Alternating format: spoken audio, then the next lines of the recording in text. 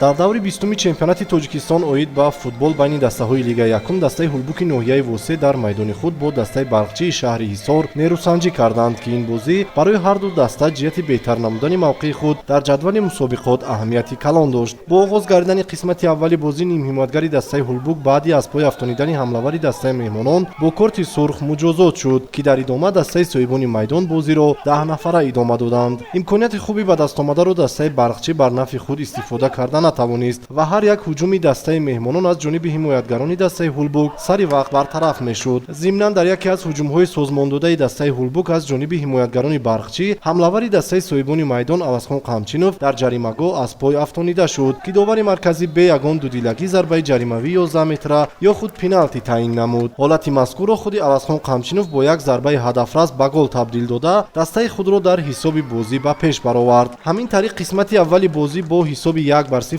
бар нафи дастаи соҳибони майдон ҳулбуки ноҳияи Восе ба анҷом расид. дар қисмати дуюми бозӣ бошад дастаи Барқчӣ бештар дар хати ҳуҷум қарор дошта соҳибони майдон бошанд, танҳо аз хати муҳофизат ба ҳуҷум мегузаштанд. дар як ҳолати дигар боз ҳам Авазхон Қамчинов тавонист ки хати ҳимояи рақибро рахна намуда як зарбаи дигар тарафи дарвозаи меҳмонон равона кунад. дар ин ҳолат ҳимоятгари Барқчӣ бо як мушкилӣ тӯбро ба канор партофта дарвозаро аз гол эмин нигоҳ дошт. бозии мазкур бо ҳуҷумҳои тарафайн сурат мегирифт, вале то анҷом ҳисоби бозӣ бетағйир боқӣ монда дастаи ҳулбук 3 имтиёзи навбатиро дар бозии хонагӣ ба даст овард.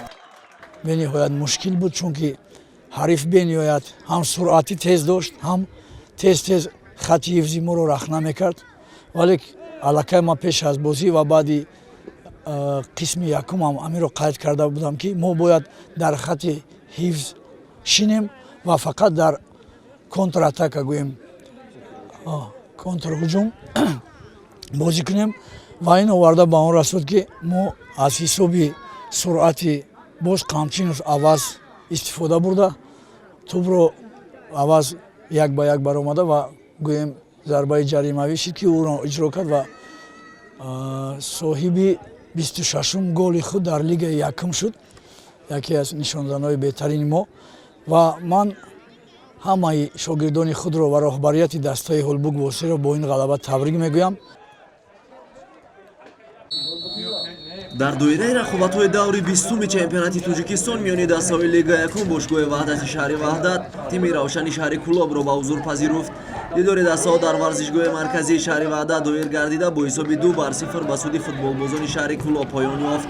футболбозони Равшан дар ҳар ду қисми бозӣ ба дарвозаи шогирдони Одил Каримов як голи заданд. дар дақиқаи 12-уми пайти аввали нерӯсанҷӣ Ҳасан Рустамов аз ҳайати тими Равшан бо як зарбаи қавии худ ҳисобро кушод. голи дуюмро ба дарвозаи Ваҳдат дар дақиқаи 67-уми қисми дуюм Ҳасан Рустамов зад. бо ҳамин тартиб бошгоҳи Равшани шаҳри Кӯлоб пирӯзии 16-уми худро дар Лигаи якум истиқбол кард. тими Равшан 3 давр пеш аз анҷоми Лигаи якум соҳиби рохати Лигаи олӣ дар соли 2021 гардида буд. айни замон шогирдони Ғайраталӣ Мираҳмадов барои унвони қаҳрамонӣ талош доранд. бошгоҳи Ваҳдати шаҳри Ваҳдат бо касби 26 хол дар мақоми 8-ум мавқеъ гирифтааст.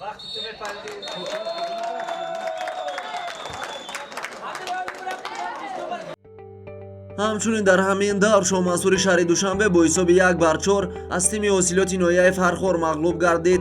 ҳулбуки ноҳияи Восе як голи беҷавоб ба дарвозаи Барқчии шаҳри Ҳисор зад. дидори дастаҳои сарои камари ноҳияи 5 ва моҳири ноҳияи Ёвон бо ҳисоби 2-2 поён ёфт.